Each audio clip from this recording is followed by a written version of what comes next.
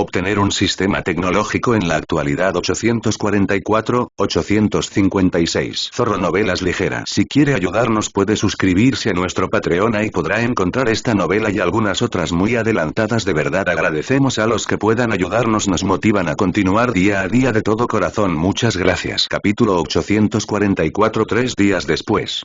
A solo 6 horas de la actualización programada del protocolo de la red de comunicación cuántica, el proceso de despliegue finalmente había comenzado con fuerza. Las naves que transportaban los satélites de comunicación cuántica recién fabricados despegaron desde múltiples ubicaciones y bases, dispersándose por todo el sistema solar. La producción de estos satélites no se había centralizado en una sola instalación, sino que se llevó a cabo en varios centros industriales masivos repartidos por todo el sistema. Este enfoque descentralizado permitió un despliegue más eficiente, garantizando que cada satélite llegara a su posición designada antes de la puesta en marcha de la actualización. Con cada minuto que pasaba, más satélites llegaban a sus ubicaciones asignadas y se desplegaban de inmediato. Las naves responsables de su transporte no perdían tiempo. Confirmaban la transmisión de datos exitosa desde los satélites antes de avanzar rápidamente a la siguiente ubicación. Tan pronto como cada satélite se asentó en su órbita designada alrededor del Sol y completó su diagnóstico final, se reveló la verdadera naturaleza del grupo de satélites del sistema solar. A diferencia de sus homólogos en Próxima Centauri, que no contaban con los nuevos dispositivos, los satélites construidos en Sol ya estaban completamente equipados. En cuanto entraron en funcionamiento, los dispositivos en sus centros se activaron y, uno a uno, todos los satélites desaparecieron de todos los sensores conocidos. Esta desaparición sin precedentes fue el resultado de la tecnología de sigilo imperial de vanguardia, ahora fusionada con los avances de camuflaje Shagari. Juntos, habían creado un sistema tan refinado que, para cualquier civilización de nivel 1 o inferior, estos satélites eran prácticamente indetectables, lo que hacía que la nueva red de comunicaciones del imperio fuera prácticamente invisible para todos, salvo para los suyos. En el corazón del dispositivo recién instalado, enclavado en su intrincada estructura, se encontraba un objeto aparentemente anodino del tamaño de una canica. Sin embargo, bajo su modesto exterior, se desarrollaba un fenómeno extraordinario. Un flujo constante de maná procedente de la electricidad generada por el reactor de fusión a bordo del satélite se canalizaba directamente a esta diminuta esfera, desencadenando un proceso que desafiaba la comprensión convencional. Si uno mirara más allá de su superficie, reduciendo su perspectiva a la escala atómica, descubriría algo sin precedentes. Pero detenerse en los átomos no sería suficiente. Al profundizar aún más allá del reino subatómico, más allá del nivel donde quarks y gluones danzaban en caótica armonía, e incluso más allá de los límites de los campos cuánticos conocidos, se llegaría finalmente a la escala de Planck, la base misma de la realidad.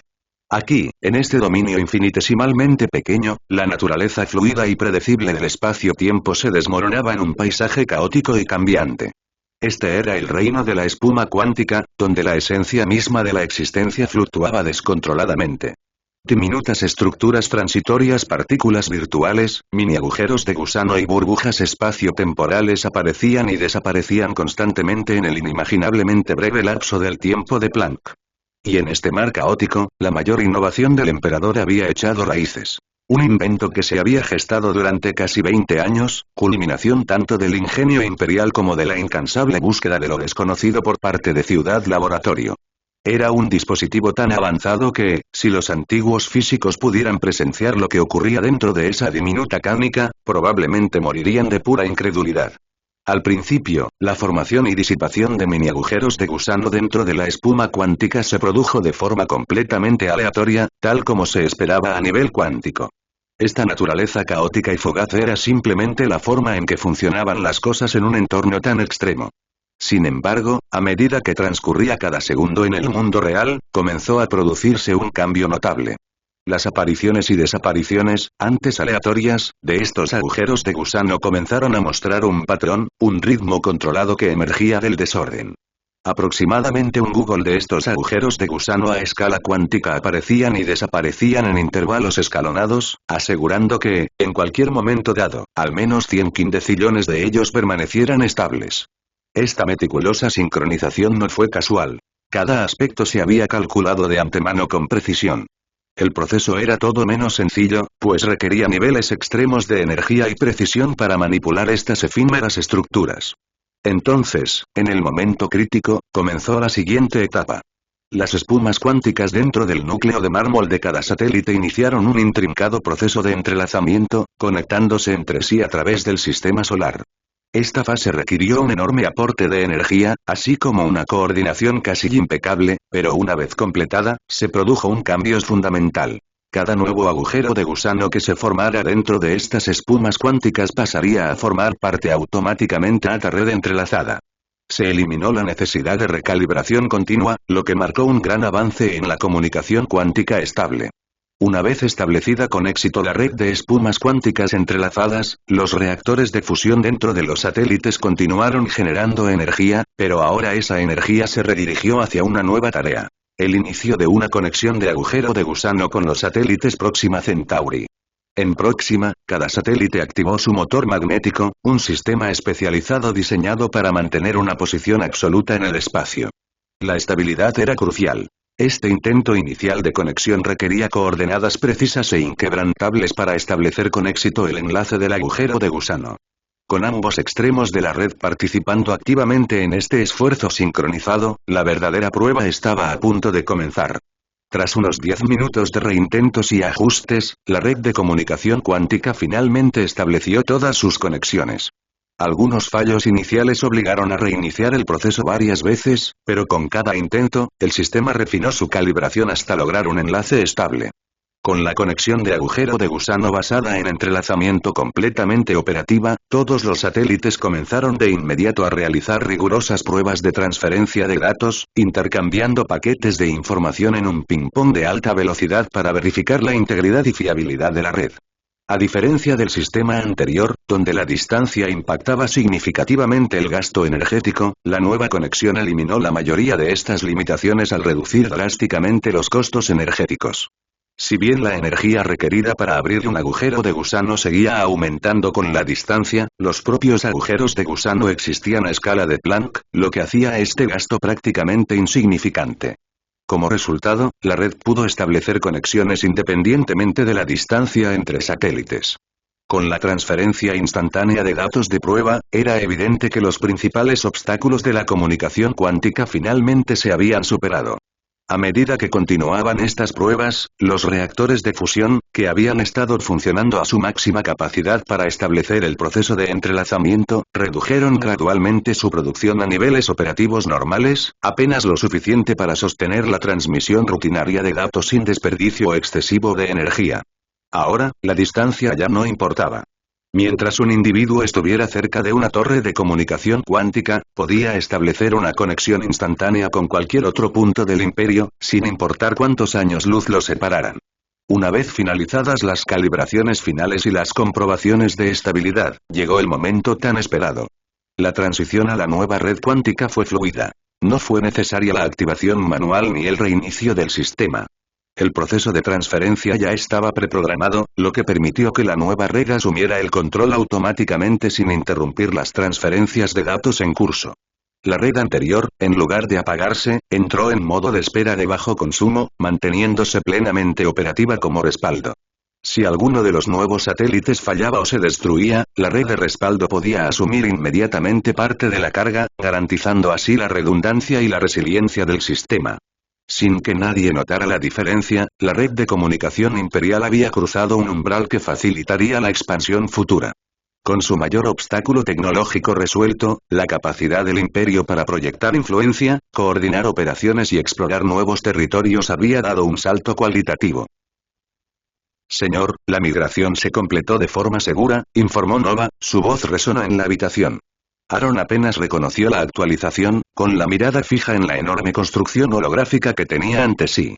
La intrincada estructura circular que había sido la base inicial se había transformado visiblemente. Se habían apilado capas adicionales cuidadosamente sobre ella, como piezas de Lego que expanden un diseño central. Bien, respondió distraídamente, sin apartar la mirada de su trabajo. Esperaba que la migración se desarrollara sin problemas. Después de todo, había contribuido personalmente a su diseño y construcción, asegurándose de que la red se sometiera a rigurosas pruebas antes de su implementación. Se había llevado al límite cada posible escenario de fallo, rompiendo el sistema repetidamente en entornos controlados antes de resolver cada punto débil. Aún así, mentalmente, daba por terminada la tarea. Un paso adelante. Pero la lista en sus pensamientos seguía incompleta. Aún quedaban algunos objetivos cruciales por cumplir. Incluso la compleja estructura en la que estaba trabajando era solo una parte de un todo mayor.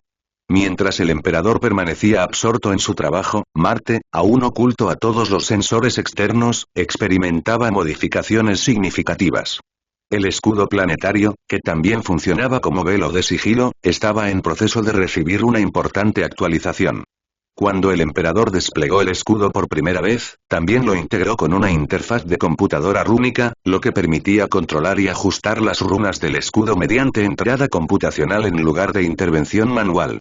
Ahora, esta interfaz se estaba ampliando con la nueva tecnología de sigilo, una fusión de avances imperiales y técnicas de sigilo Shagari.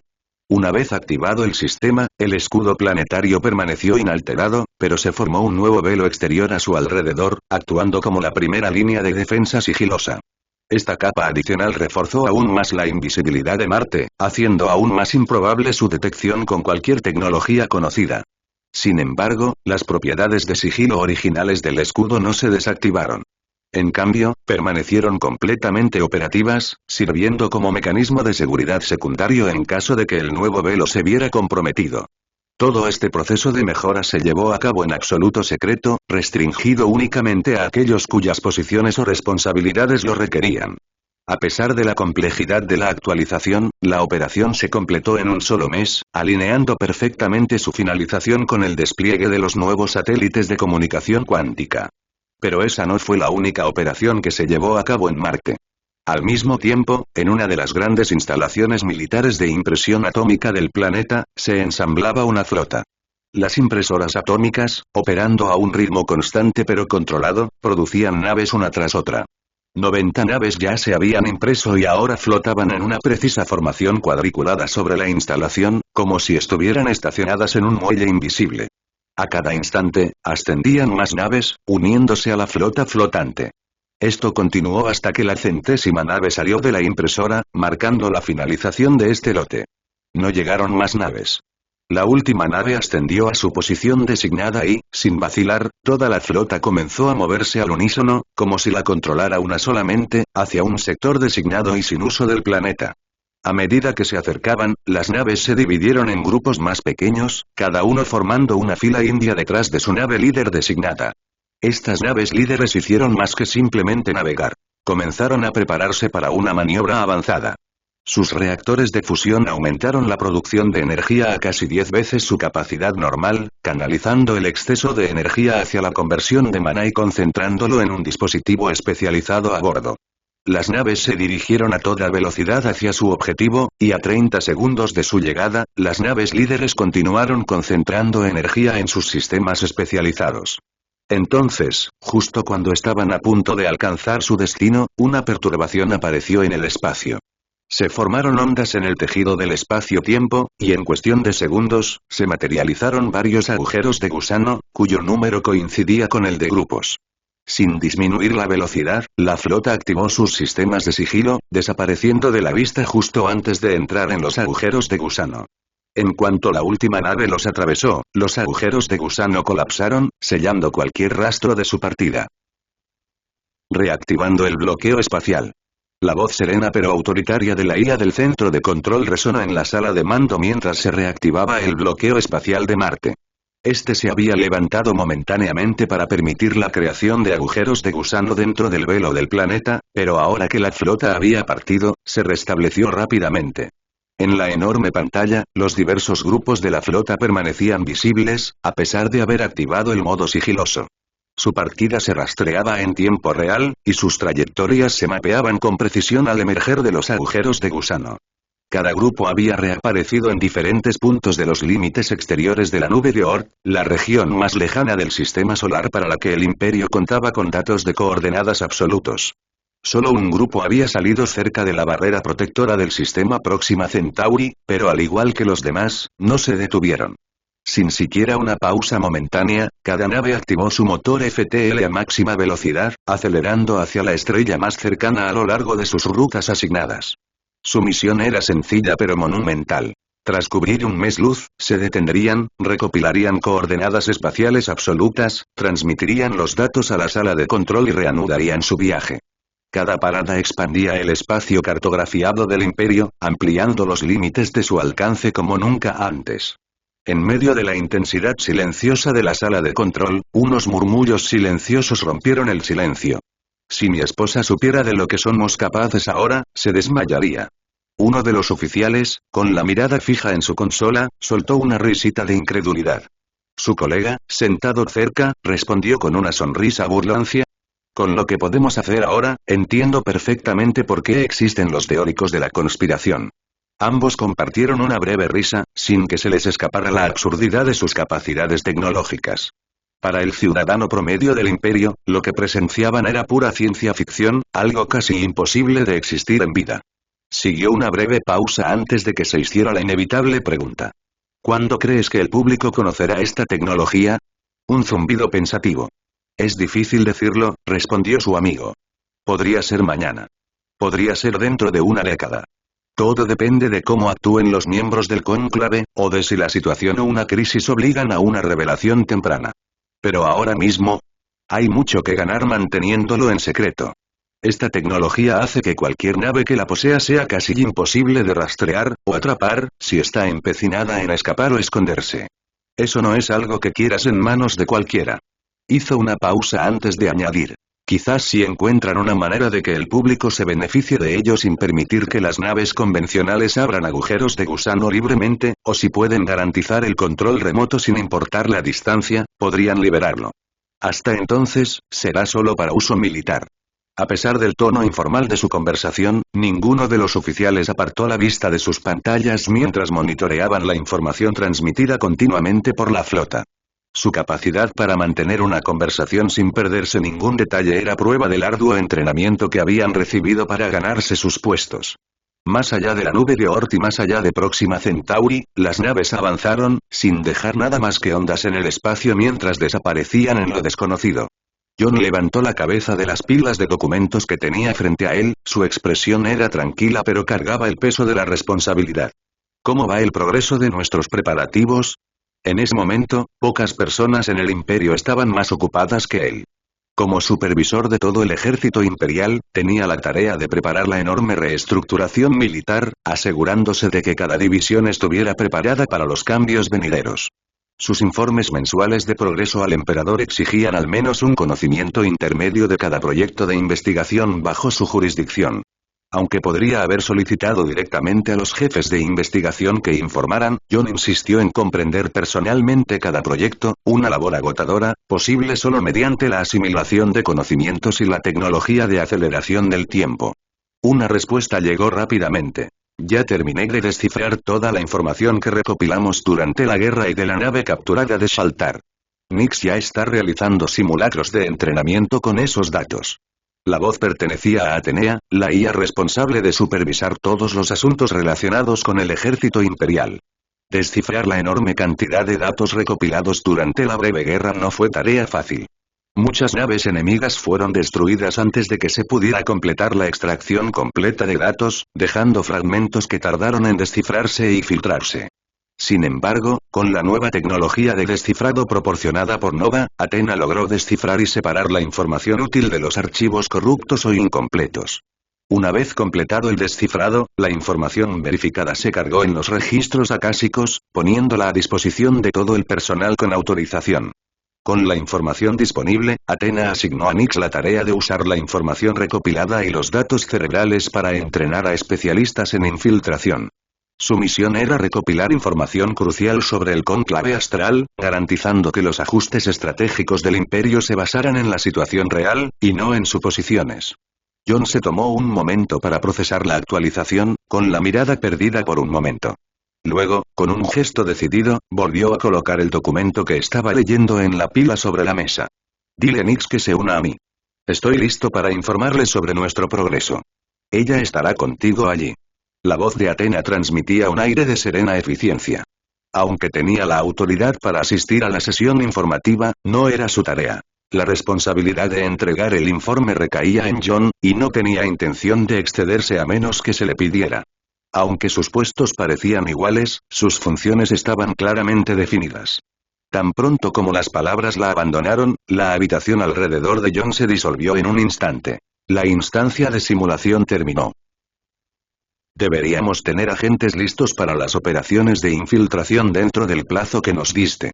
Actualmente, viven en un entorno simulado, diseñado para que los hábitos y gestos de la especie que imitarán sean instintivos.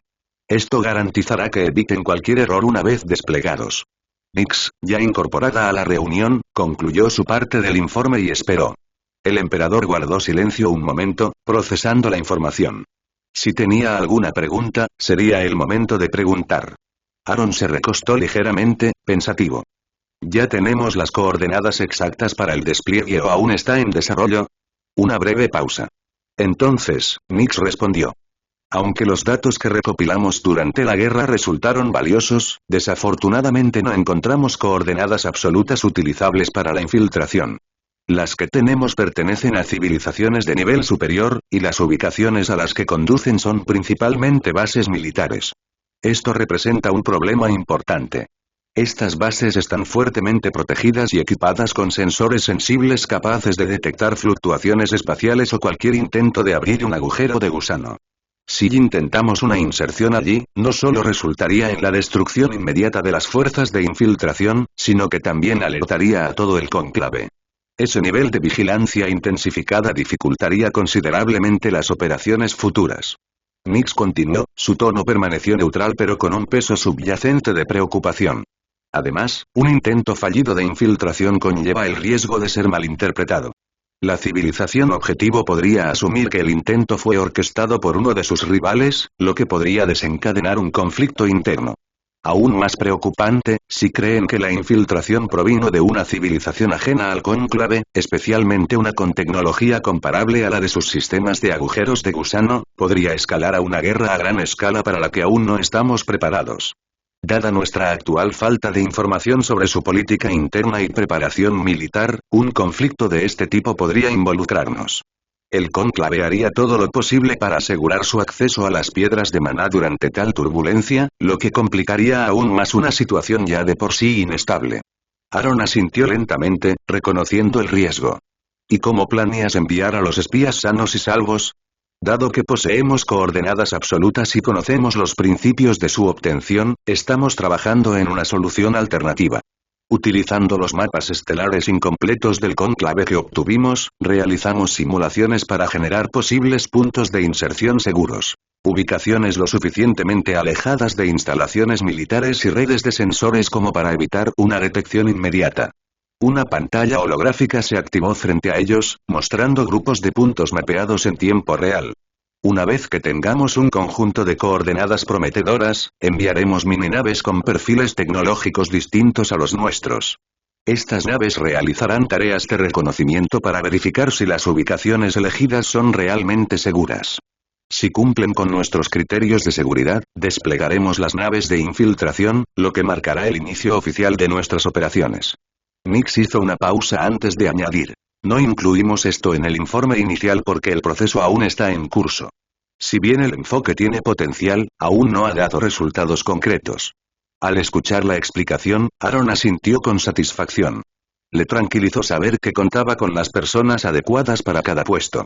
Esta delegación de responsabilidades le permitió evitar la necesidad de diseñar personalmente cada plan y microgestionar su ejecución.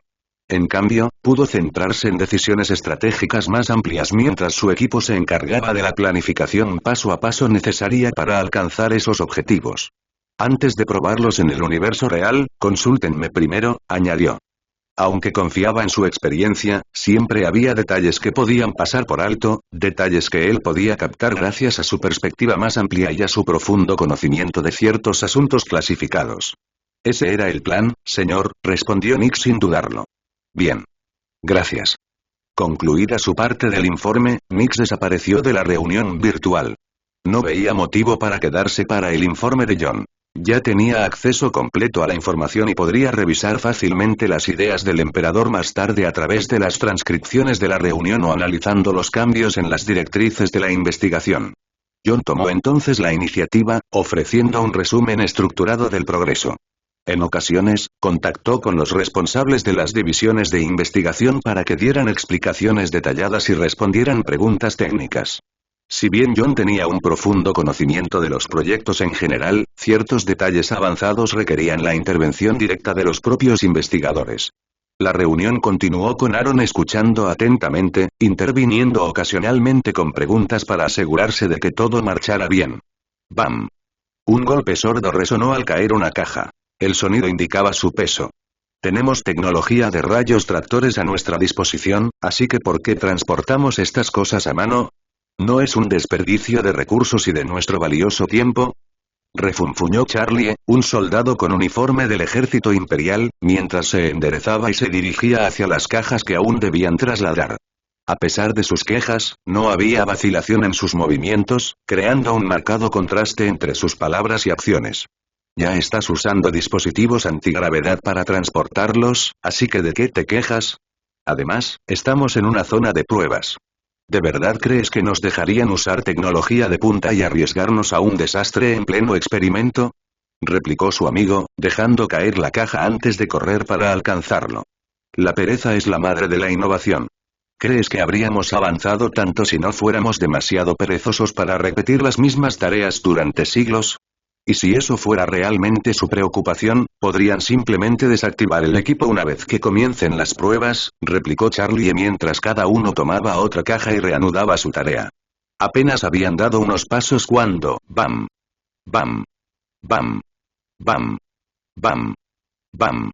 El suelo se convulsionó violentamente, como si un gigante lo golpeara con un martillo. Las cajas se volcaron y ambos soldados se encontraron rebotando involuntariamente por los temblores.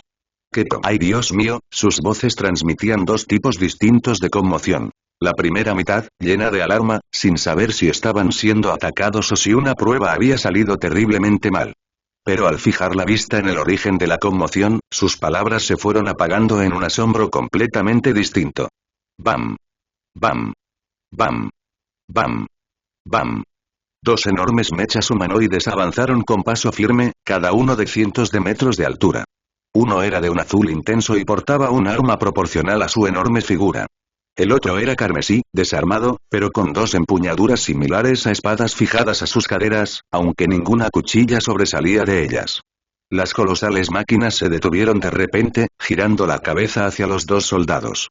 Un leve zumbido los siguió cuando un rayo azul los iluminó, desapareciendo instantes después, tras haber escaneado y extraído toda la información disponible. Sigan así, rugió el mecha rojo, con una voz tan imponente como su figura.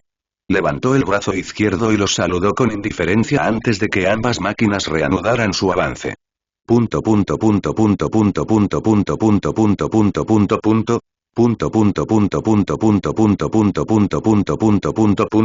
Charlie y su compañero se quedaron paralizados, intentando procesar lo que acababa de suceder. Sus ojos se clavaron en el pie levantado del mecha, preparándose instintivamente para el inevitable temblor al tocar el suelo. Pero el impacto nunca llegó. Aunque los mechas continuaron caminando como antes, sus movimientos ahora eran inquietantemente silenciosos, como si su inmenso peso se hubiera desvanecido en el aire.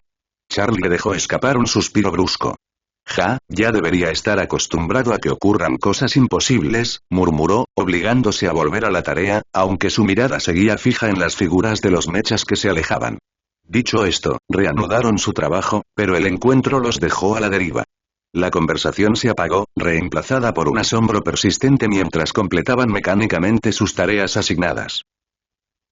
Pensé que el buen funcionamiento en RUP se debía a que era un programa incompleto y el imperio controlaba las variables, pero me equivoqué.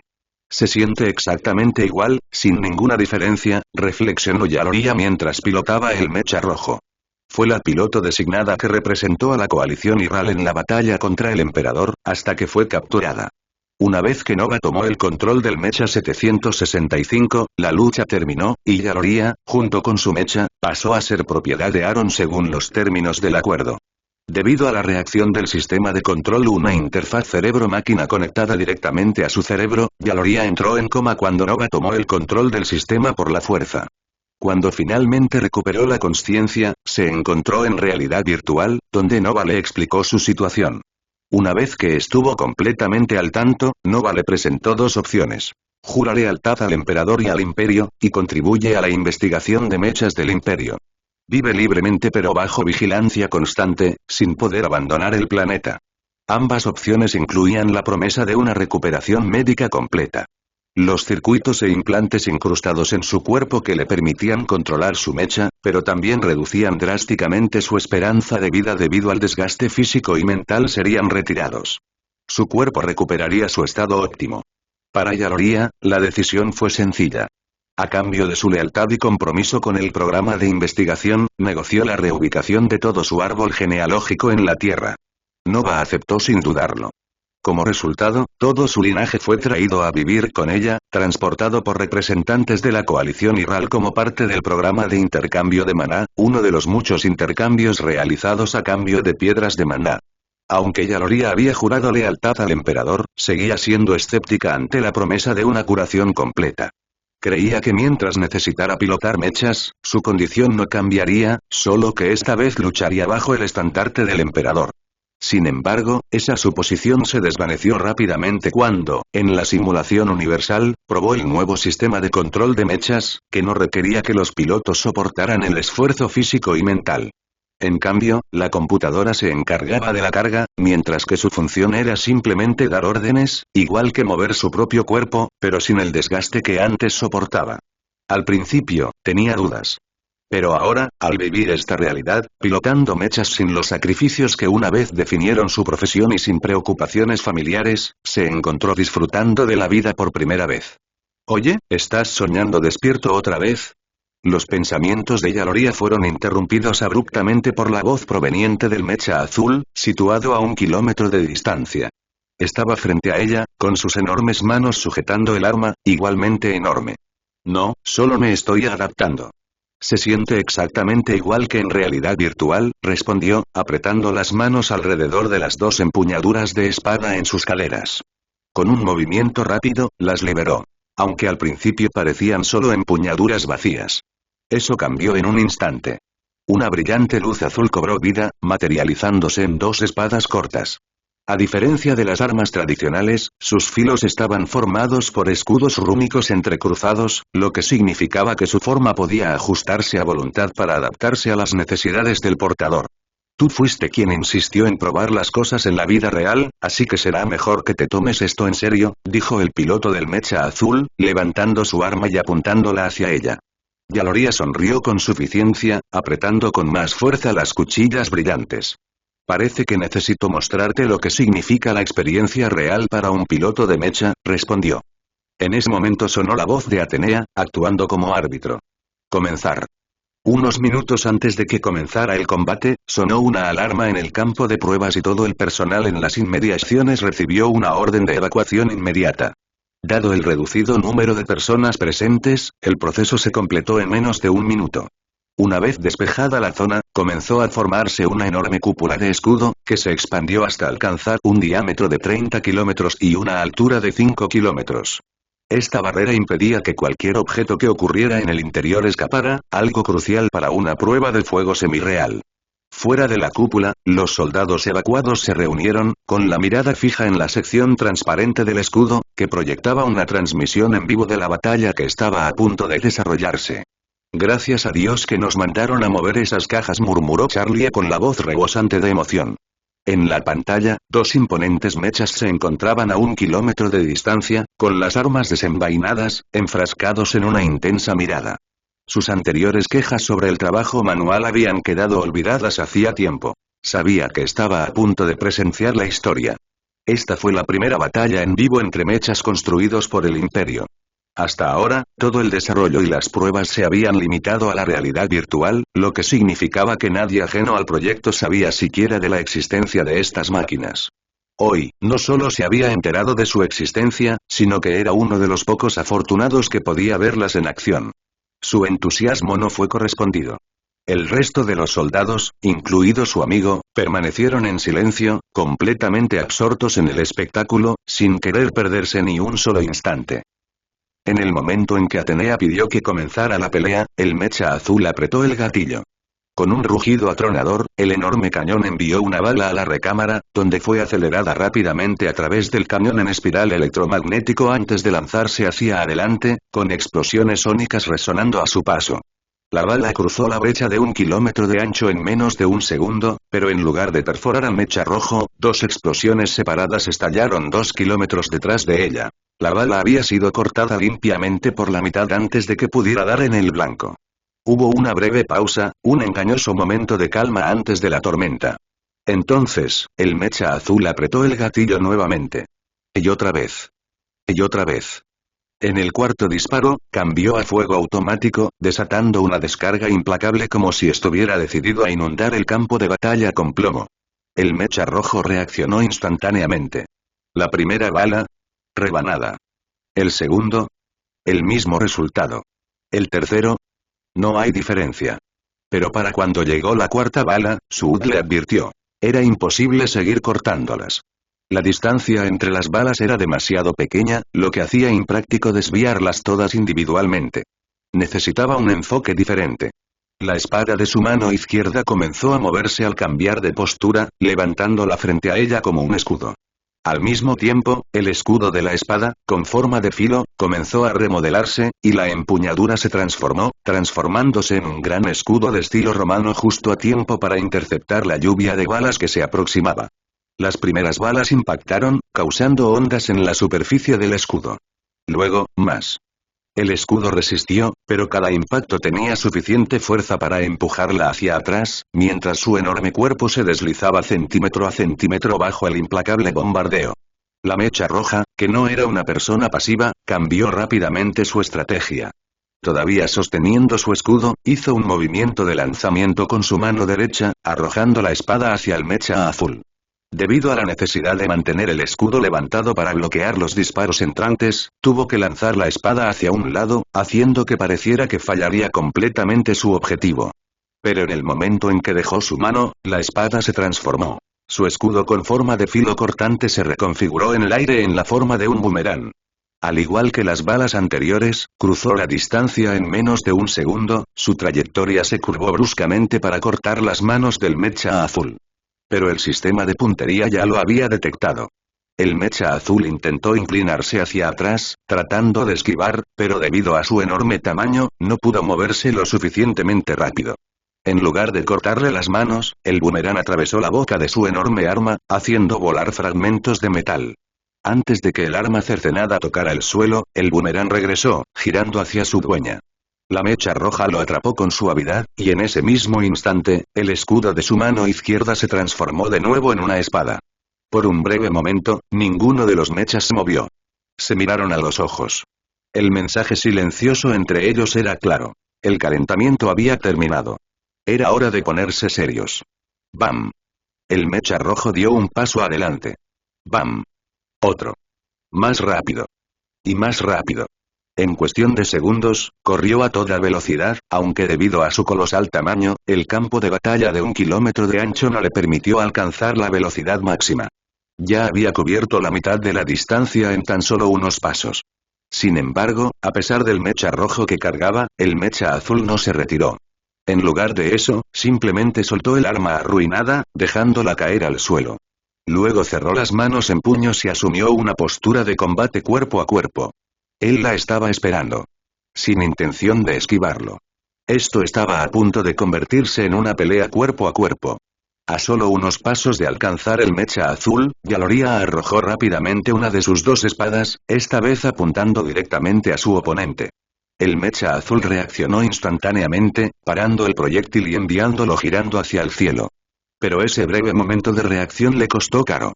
Cuando terminó de desviar la espada, la mecha roja ya estaba frente a él, blandiendo su espada restante en un golpe hacia abajo. El instinto tomó el control. El mecha azul se lanzó hacia adelante, cerrando la distancia con un paso, extendiendo su mano izquierda para atrapar el brazo de la espada antes de que la hoja pudiera alcanzarlo. Al mismo tiempo, su mano derecha lanzó un puñetazo directo al estómago del mecha rojo. Pero algo no estaba bien. Aunque casi fue lo suficientemente rápido para agarrar su brazo, se dio cuenta de que estaba un poco demasiado lejos. Lo iban a cortar. Sin embargo, y la espada nunca lo alcanzó. Una fuerza invisible interactuó repentinamente con el brazo de la espada del mecha rojo, redirigiendo el ataque hacia afuera. En lugar de cortarle el brazo izquierdo, la hoja se clavó en el suelo, lanzando escombros por los aires. ¡Bam! Antes de que el mecha azul pudiera siquiera procesar lo que acababa de suceder, fue enviado a volar hacia atrás. Fue como si hubiera sido golpeado por una onda expansiva momentos antes de que su puñetazo pudiera aterrizar. Su enorme figura se deslizó por el campo de batalla y finalmente se detuvo a cientos de metros de distancia. Sin embargo, sin dudarlo, se levantó de inmediato, asumiendo la misma postura de combate cuerpo a cuerpo que antes. La mecha roja, por otro lado, simplemente levantó su brazo izquierdo y, como si respondiera a su llamado, la espada que había sido enviada al cielo cayó hacia abajo, aterrizando perfectamente en su mano. Todo esto ocurrió en solo 5 segundos. Pero la gran cantidad de cálculos, decisiones y ajustes que se habían hecho entre los dos en ese breve lapso y era astronómica. Sin embargo, a pesar de todo, ninguno de los dos había logrado dar un solo golpe decisivo. Repulsión electrostática. Esa era una nueva forma de usarla, murmuró Yaloria, recordando cómo el mecha azul había redirigido su espada a pesar de no estar lo suficientemente cerca como para bloquearla directamente. ¿Por qué usar ondas de choque de alto consumo de energía para detener mi puñetazo cuando te habría hecho poco daño?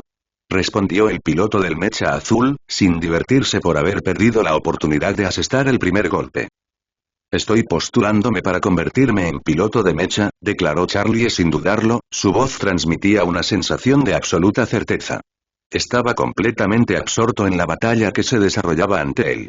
La velocidad, precisión y potencia desplegadas habían despertado algo en su interior, un deseo. Una necesidad. Estar allí arriba, dentro de una de esas enormes máquinas, empujándose hasta el límite absoluto. Sus ojos permanecieron pegados a la imagen proyectada, observando cómo los dos imponentes mechas restablecían sus posturas, preparándose para el siguiente intercambio. A su alrededor nadie se rió ni se burló de su declaración. Porque en el fondo todos pensaban lo mismo.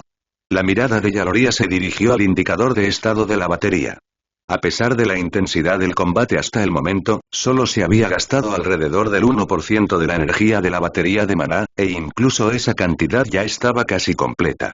Era un marcado contraste con los mechas que alguna vez pilotó. Los mechas de la coalición Irad se alimentaban directamente de sus reactores, como si se conectara un dispositivo directamente a un enchufe. Eficientes hasta que algo fallaba. Si el reactor fallaba o se dañaba, el mecha se apagaba al instante, dejando a su piloto varado y vulnerable. Pero estos mechas eran diferentes.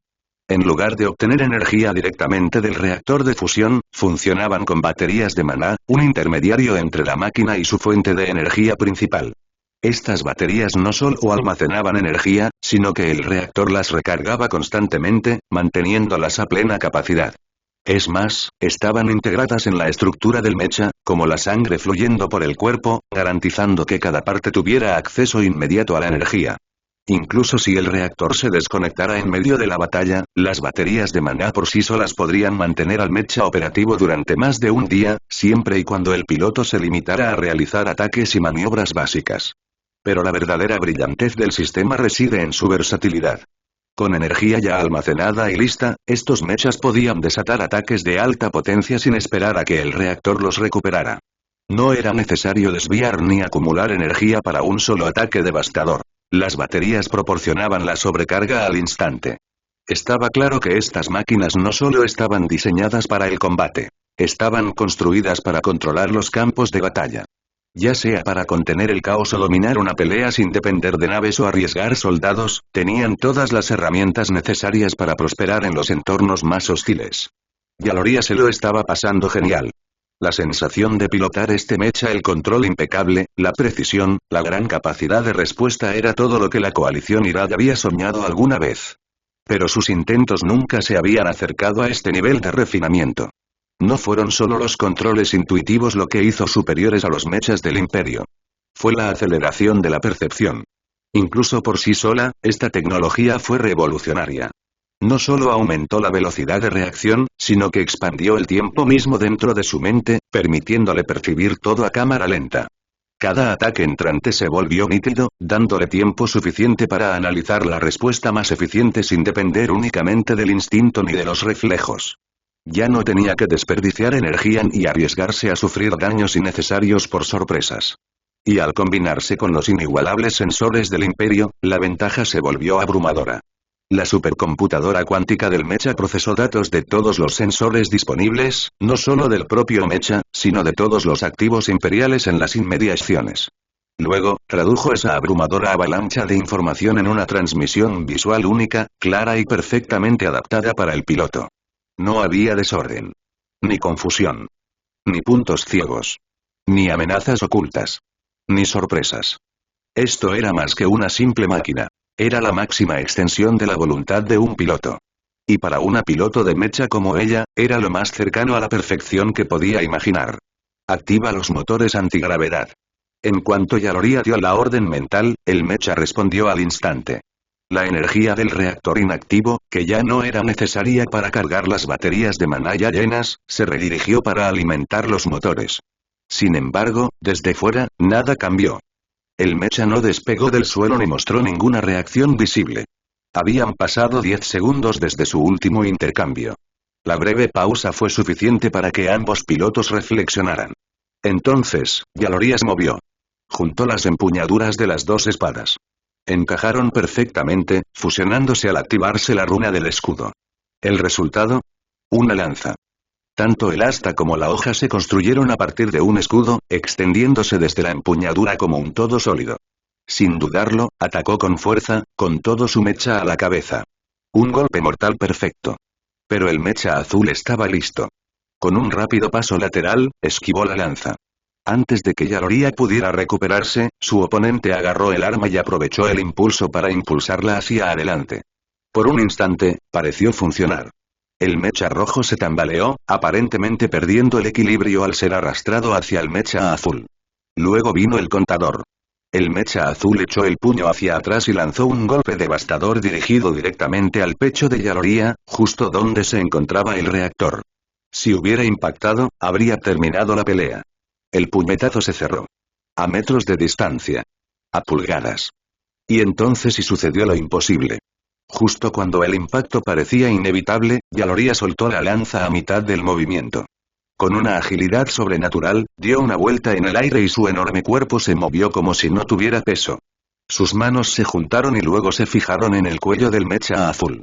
Usando su propio impulso, lo arrastró hacia abajo justo cuando aterrizaba, obligándolo a caer al suelo con un estruendo atronador. Ella atrapó la lanza que caía, la hizo girar en su agarre y la clavó hacia abajo, apuntando directamente al pecho del mecha azul, donde se encontraba el reactor. Y luego, pelea terminada. Ganadora. Yaloria. La voz de Atenea resonó en todo el campo de batalla, señalando el final de la lucha.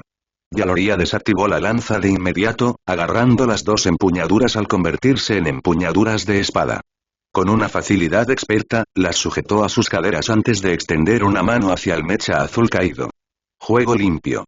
El piloto del mecha azul aceptó el gesto, agarrando su mano mientras la enorme máquina se elevaba del suelo.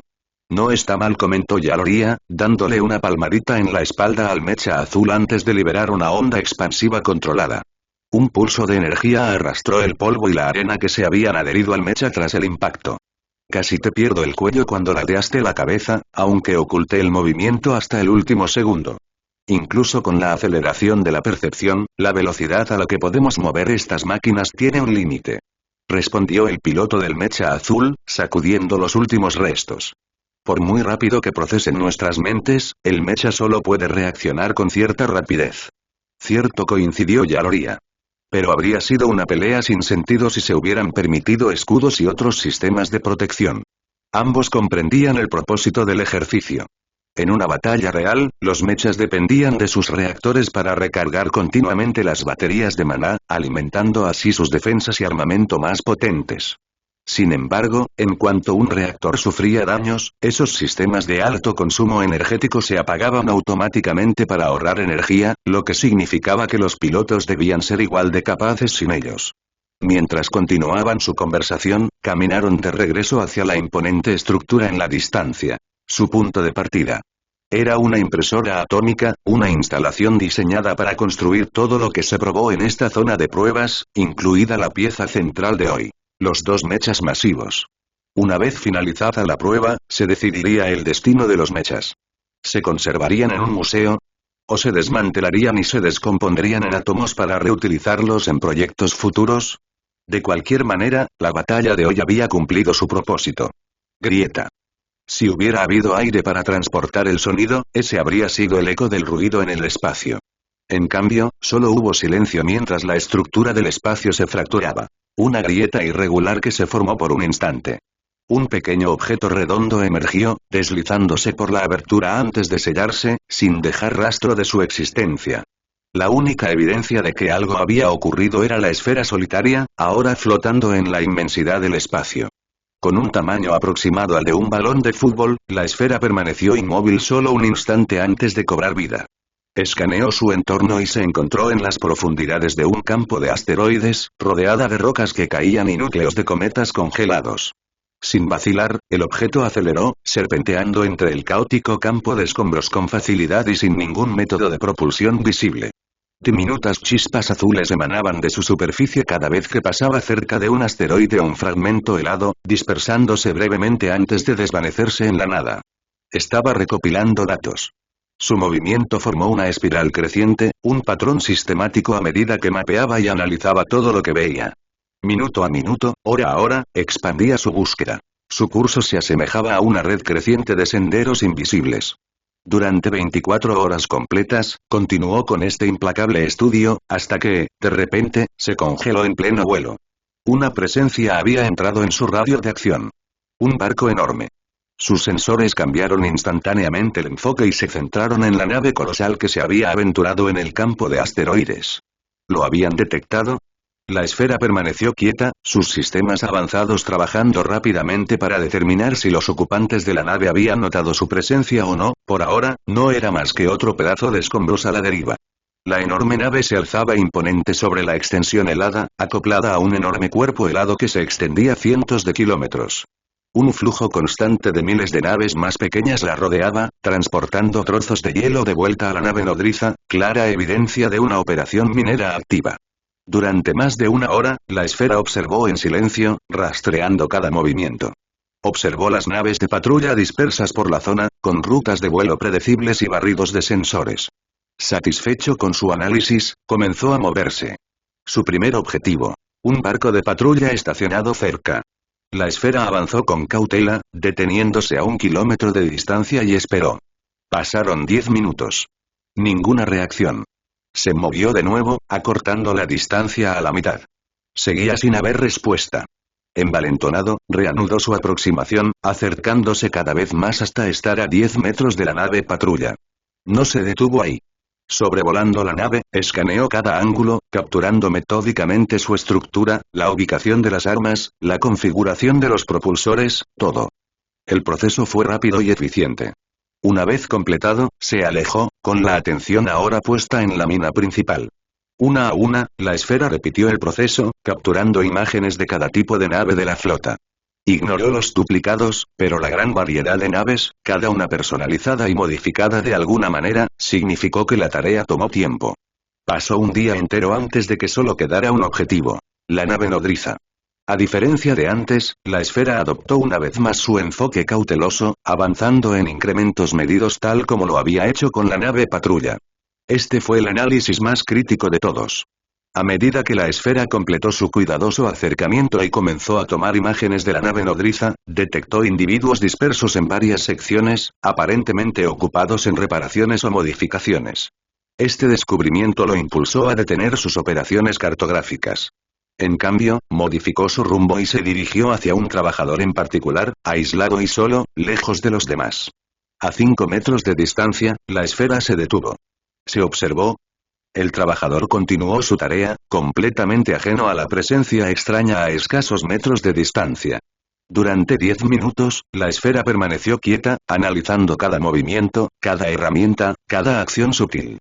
Luego, tal como lo había hecho con las naves, comenzó a tomar imágenes del individuo, escaneando cada detalle con sus sensores invisibles.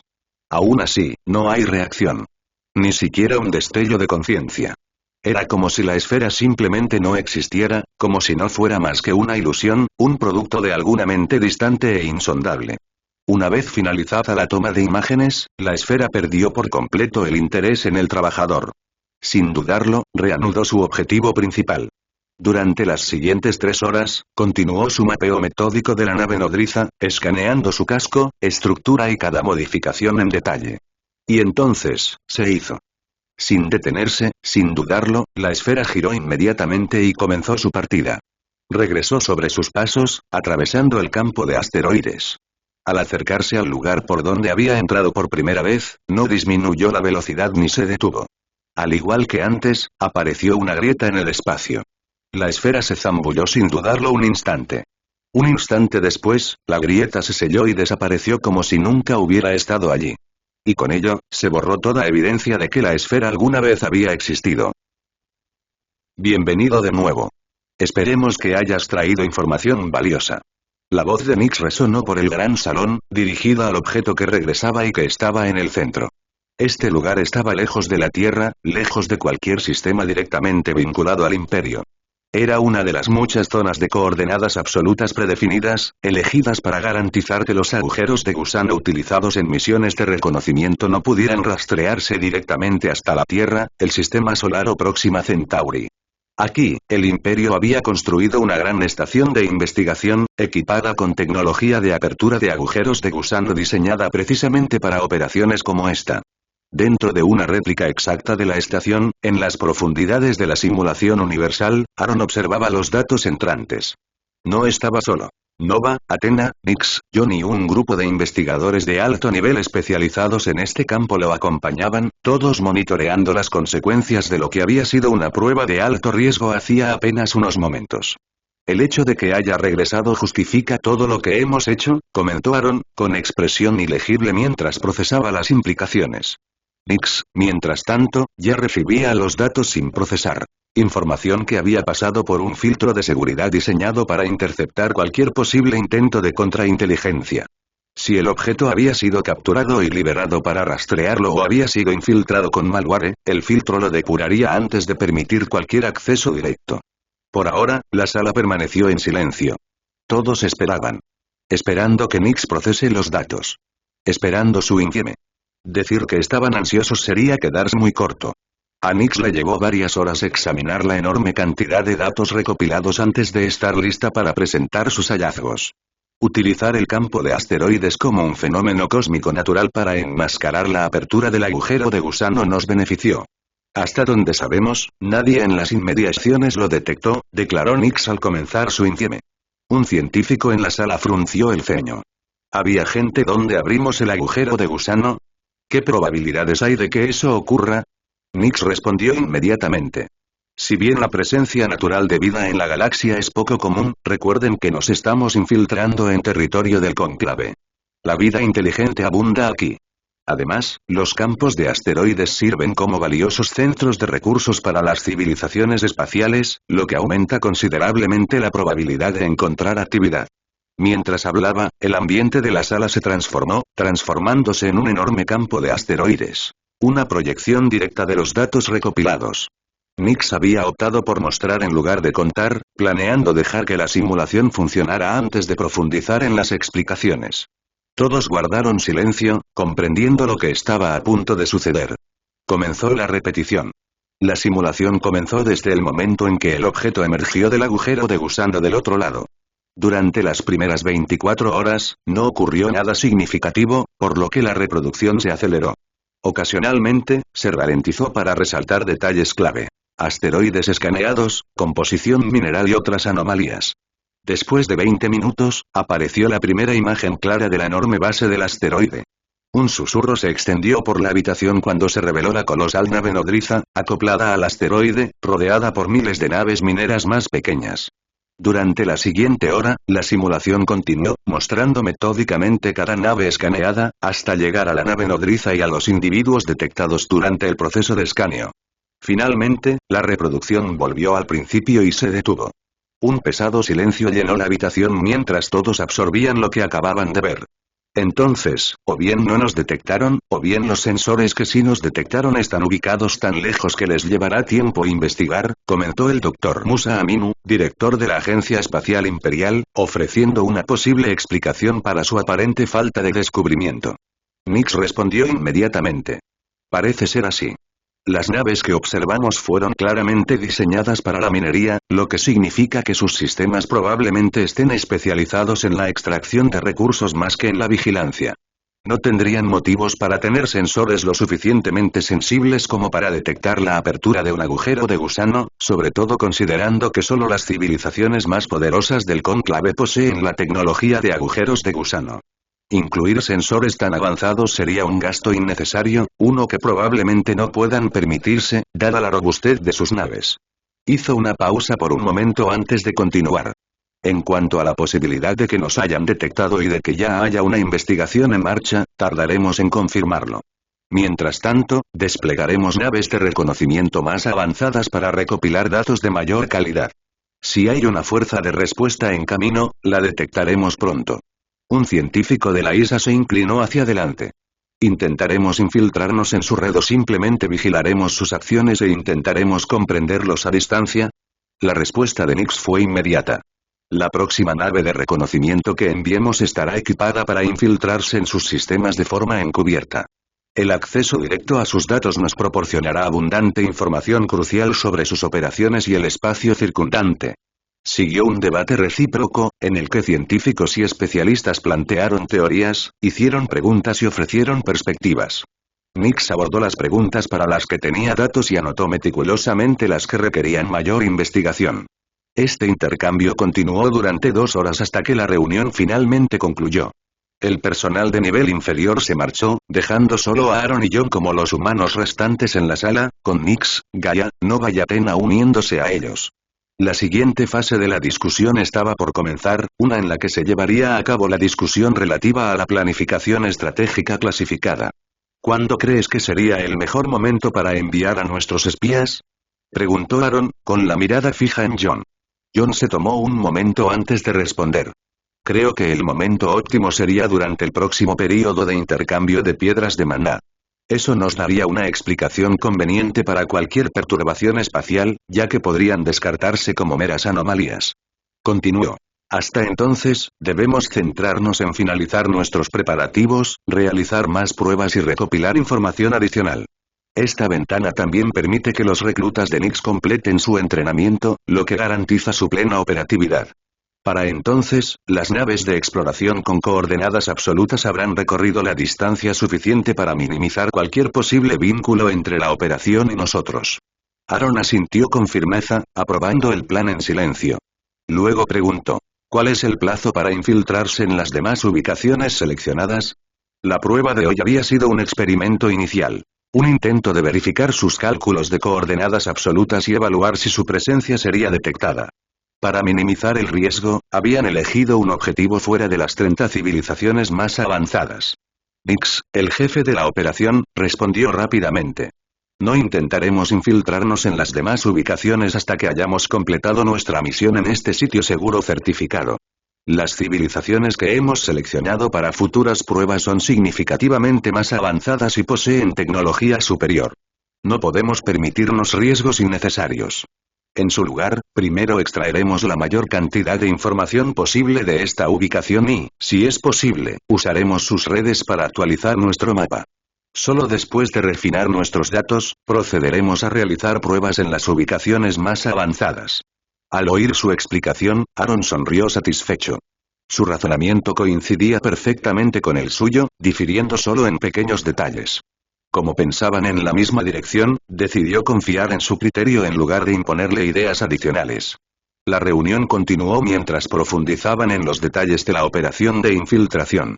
Nix proporcionó información actualizada sobre el progreso del entrenamiento, los preparativos logísticos y las tareas de inteligencia en curso, asegurándose de que todos comprendieran claramente los próximos pasos. Al final de la reunión, se habían discutido y ultimado todos los aspectos del plan de infiltración, quedando solo la fase de ejecución. Si todo transcurría sin contratiempos, no sería necesario realizar modificaciones. Sin embargo, si surgían problemas, se abordarían en el momento.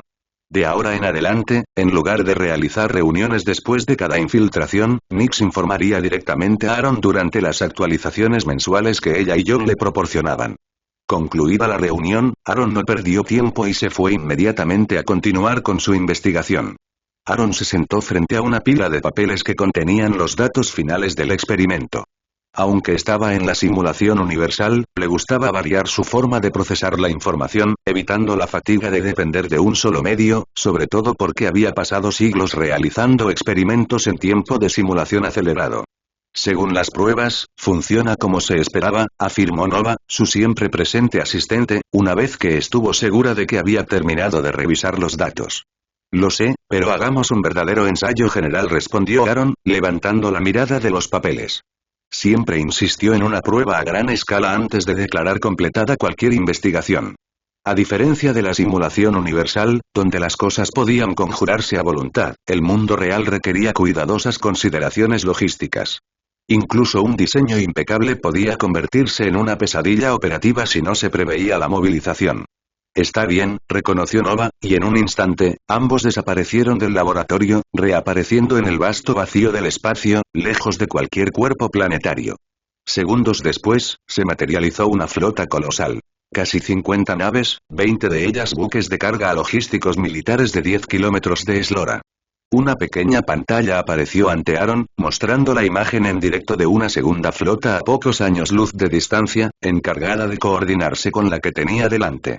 Nova llenó rápidamente las naves con soldados, cargando datos cerebrales genéricos para el personal logístico. Conocimientos básicos, manuales operativos y la experiencia necesaria.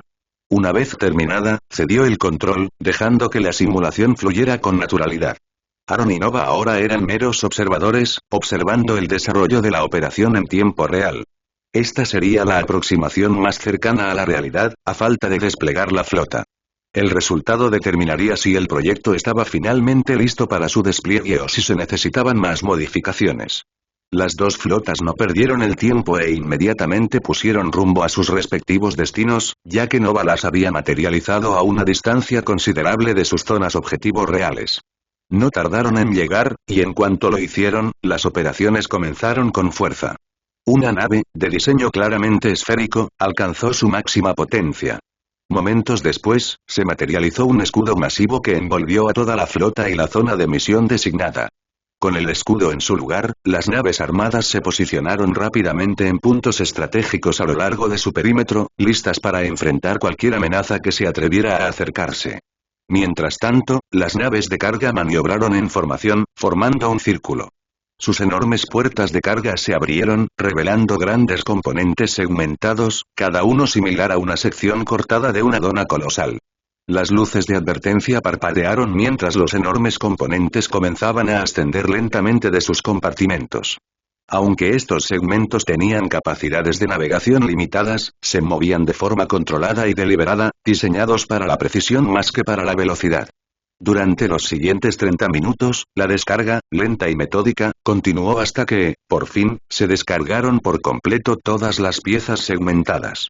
En cuanto se vaciaron las bodegas, los barcos abandonaron la zona, dejando únicamente los enormes segmentos con forma de rosquilla flotando en la zona designada. Con sus luces de advertencia parpadeando en rojo brillante, los enormes segmentos se acercaban, actualizando continuamente sus posiciones en tiempo real. Cada pieza mantenía una completa percepción espacial de las demás gracias a la red central de supercomputadoras. Este avanzado sistema, posible gracias a la tecnología de comunicación casi instantánea, permitía que una sola supercomputadora funcionara simultáneamente en múltiples segmentos. Cada unidad operaba de forma independiente, gestionando su respectiva sección, mientras que en conjunto formaban un vasto clúster computacional sincronizado con tanta redundancia como segmentos conectados. Durante 6 minuciosas horas, el proceso de alineación continuó mientras los segmentos ajustaban sus posiciones lenta y cuidadosamente, asegurando la precisión en su disposición final. Finalmente, formaron lo que parecía un círculo perfecto, aunque las piezas individuales aún estaban separadas, a la espera de la fase de acoplamiento final. Al llegar el momento, se activaron los puntos de acoplamiento designados. Polos magnéticos opuestos de distinta intensidad se acoplaron, facilitando una conexión controlada y gradual entre los segmentos. En cuestión de minutos, el proceso se completó. Los enlaces magnéticos unieron la estructura a la perfección formando una sola unidad.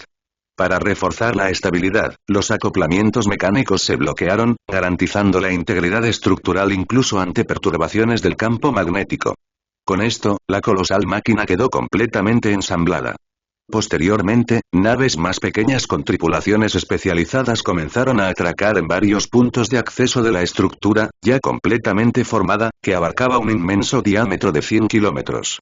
Por razones de seguridad, los sistemas de control de esta enorme puerta de enlace no podían operarse desde una única ubicación ni únicamente desde el interior. Se requerían múltiples puntos de acceso aprobados para un control total. Una vez a bordo, el personal comenzó a inicializar la máquina sistemáticamente, ejecutando diagnósticos en cada componente interconectado. Lenta pero seguramente, la gigantesca construcción cobraba vida. La siguiente fase comenzó cuando la enorme estructura en forma de rosquilla activó su propio sistema de protección, envolviéndose por completo. Este sistema cumplía múltiples funciones, además de la mera defensa. Prevenía intrusiones indeseadas, ocultaba la señal del portal de miradas indiscretas y, lo más importante, permitía el paso únicamente a entidades autorizadas una vez completada la secuencia de activación. Sin embargo, antes de continuar, se estableció comunicación con el segundo equipo que trabajaba en el otro extremo de la operación. Dado que la máquina requería sincronización entre ambas ubicaciones para funcionar correctamente, necesitaban confirmar que el otro equipo también estaba listo. Momentos después, llegó la señal esperada. El otro lado estaba en posición y plenamente operativo. Con eso, se dio la autorización final. Desde su punto de observación, Aaron y Nova observaron cómo la enorme construcción anular, que antes parecía una extravagante instalación artística, cobraba vida de repente. Los bordes interiores de la estructura comenzaron a emitir una luz suave y lechosa que convergía lentamente hacia el centro. A medida que la iluminación se intensificaba, una onda pulsaba a través del núcleo brillante, señalando la formación de un pasaje estable. Stargate 1 está operativo, se informó por el canal de comunicación mientras las pruebas finales de integridad confirmaban la estabilidad y seguridad del agujero de gusano. Imagen en Discord. Discord.gg/xbc378v945. Aaron contempló lo que tenía ante sí, y una sonrisa se dibujó en su rostro mientras exhalaba con satisfacción.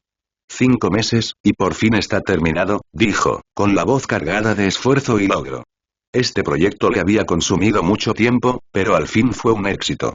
Si los 3 meses que Aaron dedicó a perfeccionar la tecnología original de agujeros de gusano se hubieran traducido en más de 20 años de tiempo acelerado en RV, los 5 meses de desarrollo del programa Stargate casi habrían duplicado esa duración. Sin el proceso de desconexión, que permitió a Nova ajustar su percepción temporal y resiliencia mental, y las medidas de protección del sistema, podría haberse perdido por completo. Su mente había soportado casi un milenio de investigación en RV durante la última década. Por suerte, cada vez que se desconectaba, solo conservaba la experiencia acumulada, mientras que la carga de la percepción temporal prolongada se suprimía, lo que garantizaba que él, junto con los demás investigadores de Research City, conservaran su identidad. Deberías descansar hasta que se realice el próximo intercambio de piedras de maná y usar este tiempo para concentrarte en ser el emperador, dijo Nova, colocando efectivamente a Aaron bajo un embargo de investigación de 4 meses para asegurar que pudiera concentrarse completamente en el imperio y recuperarse. Informa a John sobre la finalización de la investigación e instrúyele a priorizar la implementación de esta tecnología. Restringe las naves con capacidad para abrir agujeros de gusano a las que yo haya aprobado y asegúrate de que todas las activaciones de agujeros de gusano se realicen exclusivamente mediante máquinas dentro del sistema solar, ordenó Aaron. Quería evitar que cualquier adversario obtuviera la tecnología de apertura de agujeros de gusano, ya que representaría una amenaza significativa. Si bien el programa Stargate funcionaba de forma similar a la tecnología original de agujeros de gusano, era una versión más controlada, que requería una puerta correspondiente en el otro extremo. Esta configuración otorgaba a los militares un control total de la ubicación de salida, a diferencia de la naturaleza impredecible de los viajes estándar por agujeros de gusano. Entendido, reconoció Nova antes de volver a centrarse en las pruebas del Stargate. En ese momento, se estaba llevando a cabo un ataque simulado para evaluar si las medidas de contingencia funcionaban como se esperaba o si un enemigo podría aprovechar las posibles vulnerabilidades. Cerca de la órbita de Plutón, una enorme estación espacial se encontraba en las últimas etapas de construcción. Solo faltaban los últimos retoques y las pruebas a gran escala antes de que pudiera abrirse oficialmente al uso y la visita de los ciudadanos imperiales.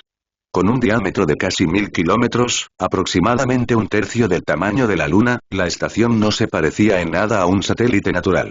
Su elegante y brillante exterior estaba adornado con enormes paneles de vidrio, cada uno fabricado en el espacio. Estos paneles, de kilómetros de largo y ancho, y cientos de metros de grosor, permitían el paso de la luz sin esfuerzo. Sin embargo, no solo servían para la estética.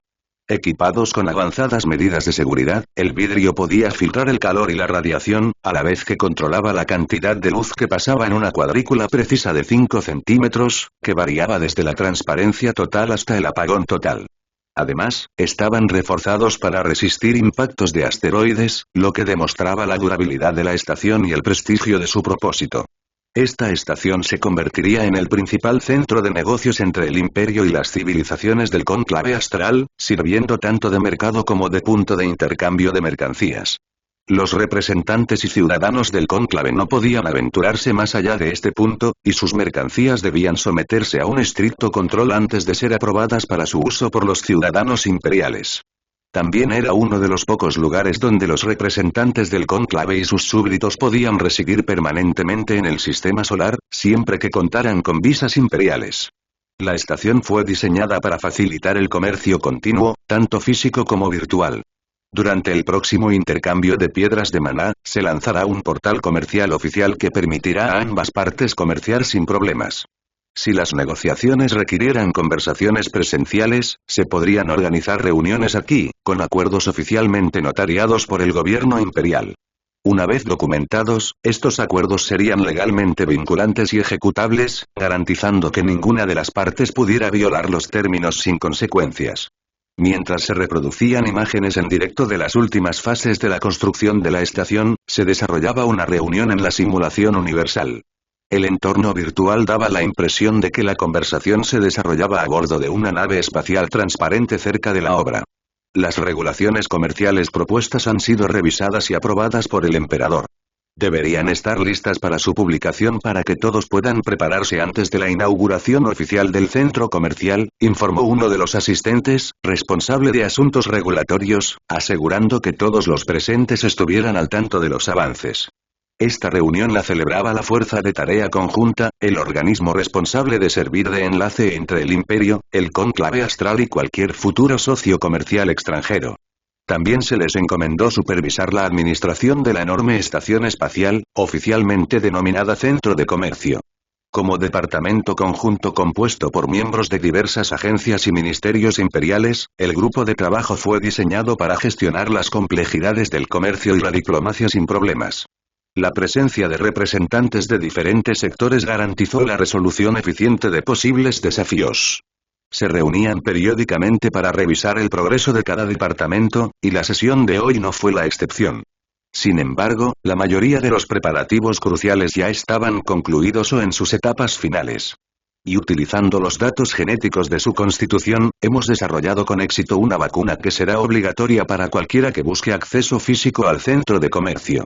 Esta medida busca prevenir la propagación de enfermedades entre diferentes civilizaciones, informó el representante de la Agencia Imperial de Salud, al concluir su actualización. Un breve silencio se apoderó de la sala mientras todos esperaban que el jefe del grupo de trabajo conjunta llamara a la siguiente persona para presentar su informe. Señor Cohen, ¿alguna novedad sobre el progreso de la implementación de la moneda? ¿O aún está pendiente de la aprobación del emperador? Preguntó Masimbi, jefe del grupo de trabajo conjunto, mientras revisaba metódicamente la lista de tareas pendientes. David Cohen, representante del Banco del Universo, levantó la vista del resumen holográfico del informe anterior que estaba revisando. Sostuvo la mirada de Shaban y Masimbi por un instante antes de responder. Sí, el emperador ya ha aprobado todos los asuntos relacionados con la implementación de la moneda para el comercio, confirmó. Tras una breve pausa, compartió una serie de puntos que detallaban las políticas de intercambio monetario aprobadas para el centro de comercio antes de continuar. En primer lugar, todo el comercio dentro del centro de comercio se realizará con el nuevo dólar terrestre, ENT. Esto también designa oficialmente al ENT como la moneda universal para todas las transacciones comerciales entre el imperio y entidades externas, salvo circunstancias especiales que requieran excepciones. Para consolidar el estatus de ENT como moneda universal, estará respaldado por piedras de maná. El tipo de cambio se ha fijado en 100 ENT por piedra de maná de baja calidad, 1000 ENT por una piedra de maná de calidad media y 10.000 ENT por una piedra de maná de alta calidad. Por el momento, y durante los 5 años siguientes, el tipo de cambio se mantendrá fijo en estos valores. Después de ese periodo, se transformará gradualmente en un tipo de cambios flotante, gestionado a discreción del Banco del Universo y sujeto a la aprobación del emperador. Mientras Cohen continuaba su explicación, todos en la sala comprendieron de inmediato el verdadero objetivo del imperio. Todos comprendían el valor de las piedras de maná para las civilizaciones del cónclave astral. Al respaldar la moneda imperial con piedras de maná, al igual que el dólar había estado respaldado por oro, el imperio había creado un incentivo irresistible. Las civilizaciones del cónclave harían todo lo posible por acumular la mayor cantidad posible de reservas de EN, ya que se convertiría en su única alternativa al sistema de trueque de piedras de maná, basado en cuotas y que se prolongaba durante años. No solo sus gobiernos, sino incluso los empresarios del cónclave estacionados en el centro de comercio acumularían EN con entusiasmo, sabiendo que podrían intercambiarlo por piedras de maná, un activo que podrían vender en su país a un precio excepcionalmente alto. Esta medida, a su vez, consolidaría el EN como una moneda increíblemente fuerte. Con el tiempo, era probable que se convirtiera en un medio de intercambio universal, similar a cómo el dólar estadounidense dominó el comercio global. Sin embargo, esta vez, su influencia se extendería mucho más allá de un solo planeta, abarcando civilizaciones. Como resultado, la influencia económica del imperio, tanto en términos de poder blando como duro, aumentaría significativamente, otorgándole una ventaja estratégica aún mayor sobre estas civilizaciones. Hacía tiempo que no teníamos una salida real en lugar de una virtual, comentó Félix, tomando un sorbo de una lata simple y sin marca que parecía recién salida de la línea de montaje. Si no fuera por las contramedidas implementadas, ni siquiera notarías la diferencia, respondió Sarah, imitando sus acciones mientras bebía de una lata idéntica. Miró a Aaron, quien estaba sentado con ellos, con la mirada fija en el techo de la pequeña cabaña de descanso de techo abierto, absorto en sus pensamientos. Además, ha estado absorto en su investigación durante lo que parecen décadas en tiempo de realidad virtual. Con una montaña de descubrimientos aún esperándolo, dudo que siquiera se dé cuenta de cuánto tiempo ha pasado. Al notar que Aaron permanecía impasible, aparentemente ajeno a la conversación, Sarah sonrió con sorna. Sin dudarlo, le puso su bebida fría en la mejilla. El repentino frío lo sobresaltó ligeramente, haciéndole parpadear sorprendido mientras ella bromeaba. Su Alteza, le estamos hablando. Aaron exhaló bruscamente antes de enderezarse, con su mirada penetrante pero cansada pasando de Sarah a Félix. Tomó su bebida, una lata idéntica a la de ellos, y dio un sorbo lento antes de hablar por fin. ¿Te das cuenta de que podrías invitarme, incluso cuando estoy ocupado con la investigación, verdad? Sarah arqueó una ceja. ¿Y de verdad has aparecido? Por favor. Estaríamos esperando otros 20 años de realidad virtual. Señaló los vastos jardines imperiales que se extendían más allá de la cabaña, bajo el cielo. Y no me digas que Nova no te recordó al menos una docena de veces que te tomaras un descanso. Aaron se frotó la sien. Sí. ¿Y? Presionó Sarah. Tenía que terminar una investigación. Félix se echó a reír a carcajadas, mientras que Sarah dejó escapar un suspiro exagerado. Claro que sí. ¿Qué más hay de nuevo? ¿Es esta una receta original? Porque está buenísima, dijo Aaron, inspeccionando la lata que tenía en la mano. Contenía su bebida favorita, jugo de mango, que le encantó a su sensible paladar. Nova te preparó la receta y me la envió cuando se enteró de esta reunión, explicó Félix, señalando su bebida. Pensó que agradecerías algo a tu gusto. Aaron dio otro sorbo, saboreando el sabor único. Sí que sabe diferente, incluso mejor. Parece que tendré que pedirle más. Félix se rió entre dientes. Ya te lleva ventaja en eso. Se ha pedido un lote grande y debería entregarse mañana a más tardar. Aaron asintió, complacido con la iniciativa de Nova. Ella siempre tenía la habilidad de anticiparse a sus necesidades incluso antes de que las expresara, y este era un ejemplo más de ello. Entonces, como si de repente recordara algo, Sarah se inclinó hacia adelante. Hablando de eso, revisé los archivos actualizados y por fin pude ver en qué has estado trabajando. Su expresión se tornó más seria. ¿Por qué no lo has publicado todavía? Esto podría revolucionar el imperio. Tanto ella como Félix contaban con la autorización suficiente para acceder a proyectos clasificados debido a sus funciones en el imperio. Sarah y Gaia Technologies eran parcialmente responsables de supervisar la simulación universal, gestionar actualizaciones, expansiones y nuevas integraciones. Félix, por otro lado, era el director ejecutivo de la empresa, principal productora del imperio de casi toda la tecnología necesaria, excluyendo los productos de grado militar, que eran gestionados por la División de Producción Militar. Sus cargos, junto con sus estrechos vínculos con Aaron, les otorgaban acceso a información muy restringida, información de la que pocos fuera del círculo íntimo de Aaron tenían acceso.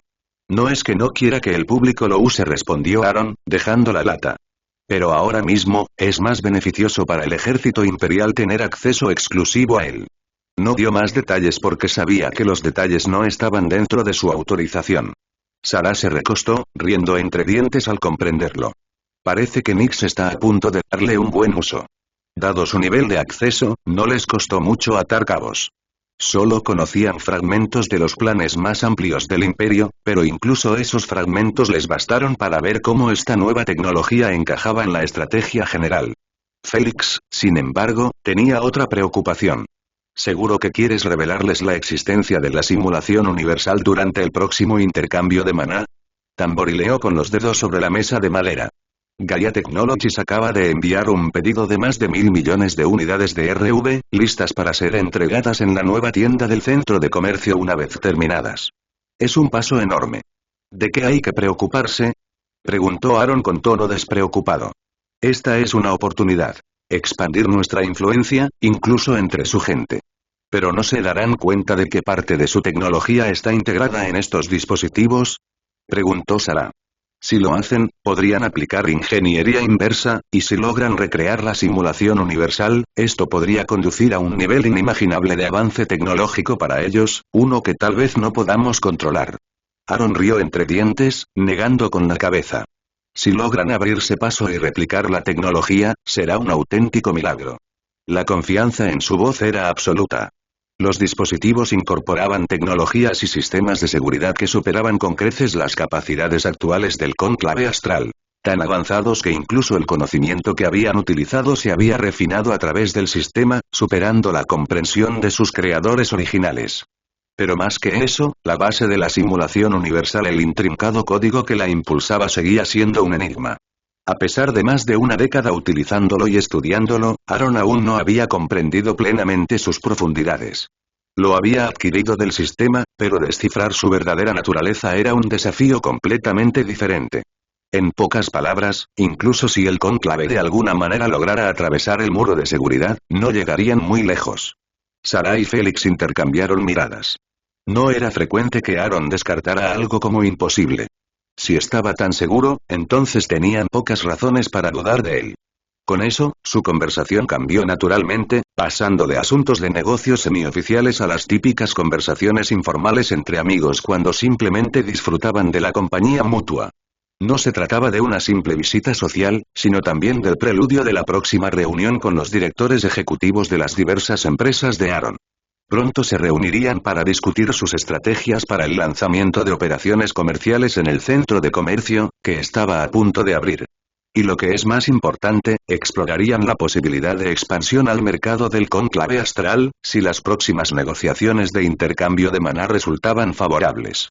Unos días después la junta directiva de Connect Enterprise, la empresa matriz que supervisa 8 importantes filiales, estaba a punto de comenzar.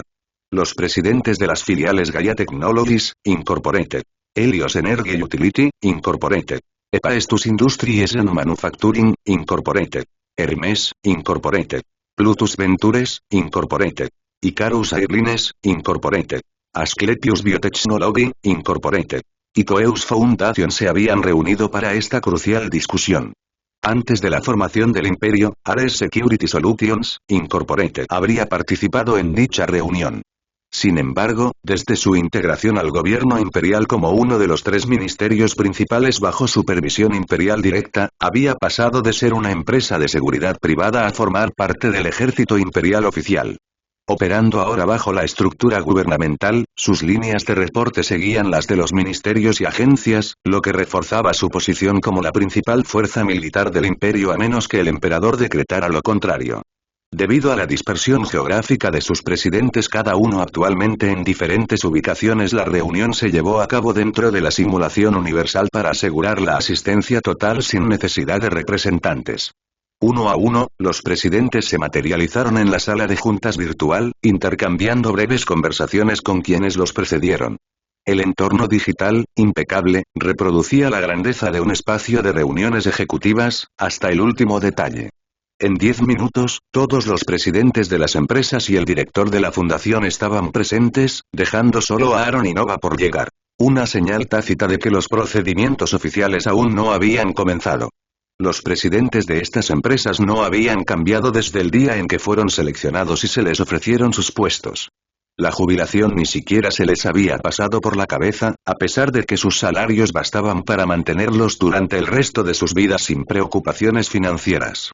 La razón principal era su profunda lealtad. Cuando Aaron los contrató, también los ayudó a superar los mayores desafíos de sus carreras. Incluso después de más de una década, seguían sintiéndose en deuda con él.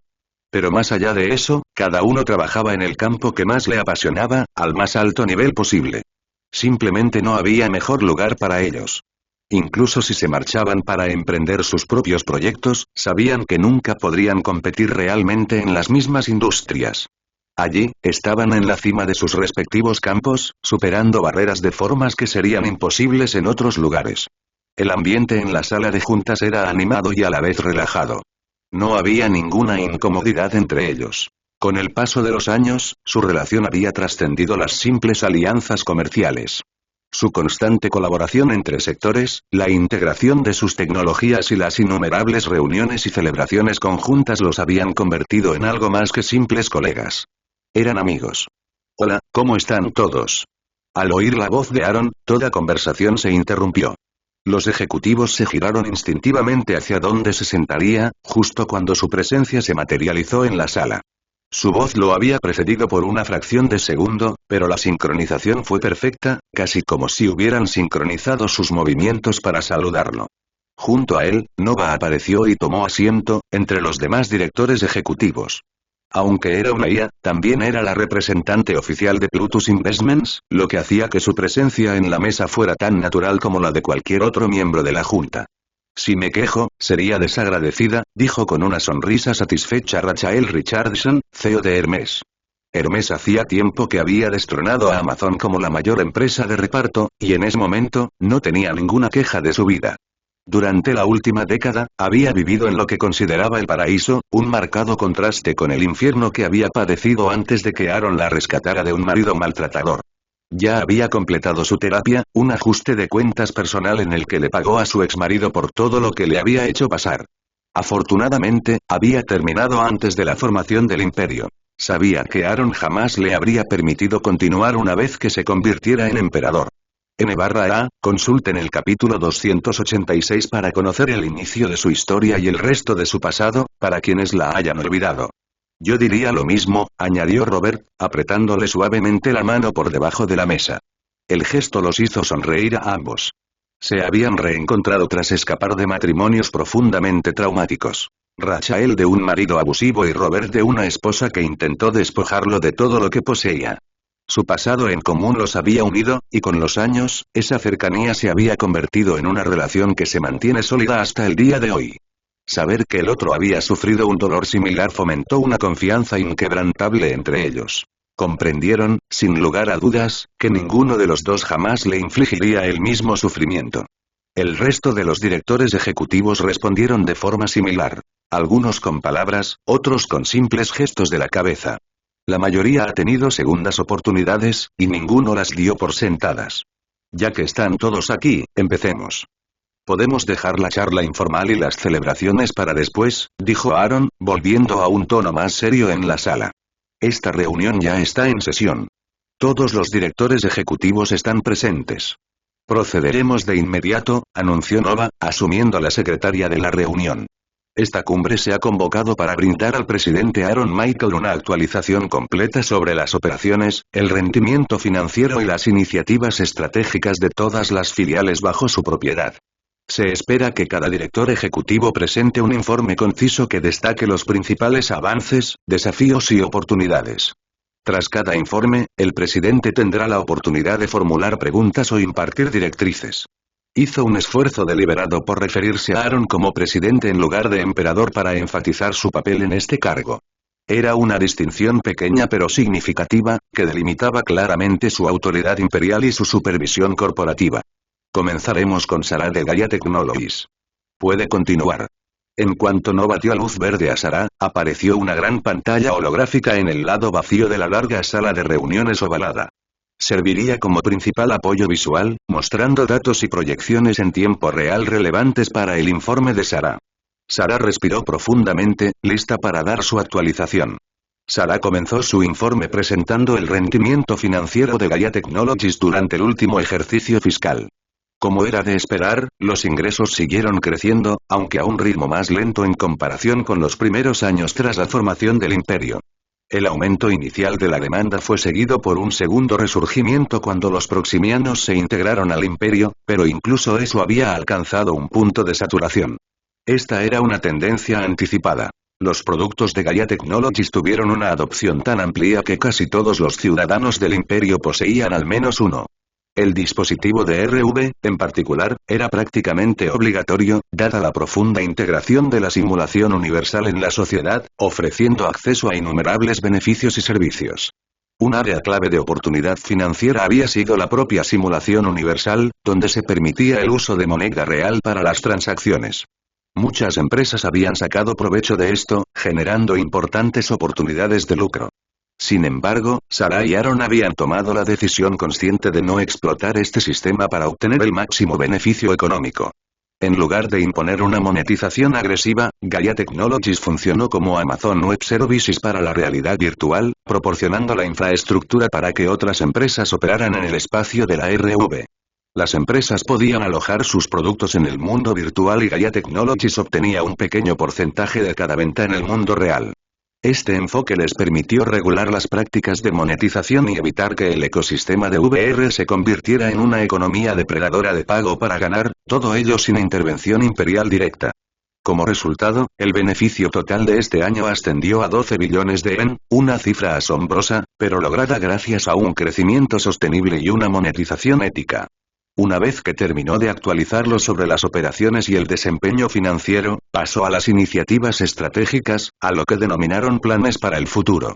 Normalmente, esta sección se centraría en las próximas actualizaciones o nuevos productos programados para el próximo año. Sin embargo, el informe de hoy marcó un cambio de prioridades. Con la inminente apertura del centro comercial y la anticipada introducción de VR a los representantes y ciudadanos del cónclave astral, nos estamos preparando para expandir la red de VR, con el objetivo de integrar el cónclave astral en nuestro sistema de realidad virtual. Si la próxima reunión de intercambio da como resultado su acuerdo, podremos acelerar significativamente la expansión. Sin embargo, si se niegan, procederemos con los métodos convencionales, aunque esto llevará más tiempo. La vía más rápida depende de su cooperación, la cual depende de si los esfuerzos del gobierno generan el apoyo esperado. Continuó describiendo las diferentes estrategias según recibieran o no asistencia de la otra parte. Tras unos 10 minutos, concluyó y dio la palabra a Aaron para que hiciera preguntas. Afortunadamente, no tenía ninguna, así que Nova inmediatamente le pidió a Félix, director ejecutivo de Epaestus Industries and Manufacturing, que presentara su informe. Como principal productor del imperio de casi todos los bienes físicos, independientemente de la empresa que los diseñara, Industrias Hefesto era una de las empresas más rentables. Además, ocupaba el segundo puesto, solo superado por el gobierno imperial, en cuanto a número de empleos. Su lema, si puedes diseñarlo, podemos fabricarlo, era más que un simple eslogan. Estaba respaldado por su capacidad para fabricar cualquier cosa, desde el proyecto apasionante de un estudiante hasta una estación espacial completamente operativa, todo a un precio asequible. Su amplio alcance de trabajo y eficiencia significaban que no necesitaban lanzar sus propios productos. El negocio les llegaba de forma natural. Mientras mantuvieran sus eslóganes, nada parecía cambiar. Sin competidores por el momento, y a menos que otros lograran adquirir una impresora atómica, había pocas posibilidades de que surgiera un rival en un futuro próximo. Como resultado, el informe de Félix fue relativamente breve. Sus ganancias anuales de este año ascendieron a la asombrosa cifra de $10 billones. Una vez que terminó de informar, Nova pasó al siguiente director ejecutivo. Elizabeth Opliger, de Helios Energy Utility, tomó la palabra. Tras la formación del imperio, la compañía sufrió un revés cuando el gobierno asumió la responsabilidad de proporcionar servicios públicos a los ciudadanos imperiales.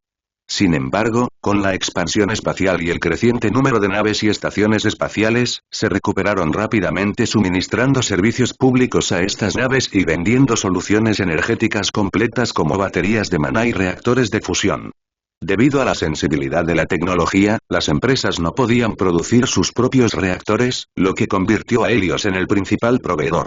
Este cambio no solo restableció su negocio, sino que los impulsó a nuevas cotas, con proyecciones que indican un crecimiento continuo a medida que se expande la infraestructura espacial. Su beneficio para el año fue de 0,95 billones de ENT. Al igual que con el informe de Sarah, Aaron tampoco hizo preguntas esta vez, lo que parecía ser la norma a juzgar por las reacciones en la sala. Tras más de una década presentando estos informes anuales, habían comprendido qué despertaba su curiosidad y qué les confiaba.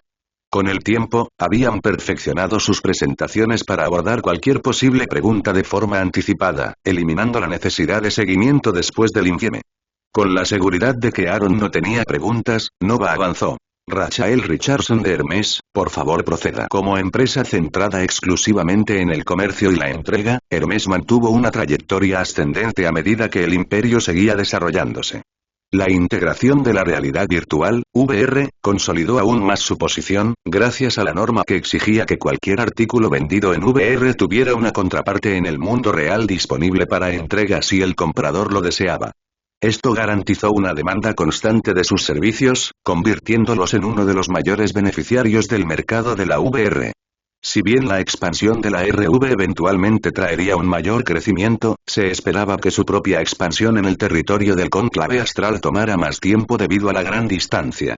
A diferencia de la RV, que podía expandirse digitalmente, su logística física requería una infraestructura considerable. Sin embargo, contaban con una ventaja estratégica. Conocimiento interno del programa Stargate. Aunque la fecha de lanzamiento era incierta, ya habían desarrollado un plan de acción, listo para implementarse en cuanto entrara en funcionamiento. Este acceso temprano fue una ventaja clave para las empresas de Aaron, ya que todas las patentes de sus proyectos o las desarrolladas en Lab City eran de su propiedad, lo que permitía a sus filiales prepararse con antelación. Su beneficio para el año fue de 1 billón fin.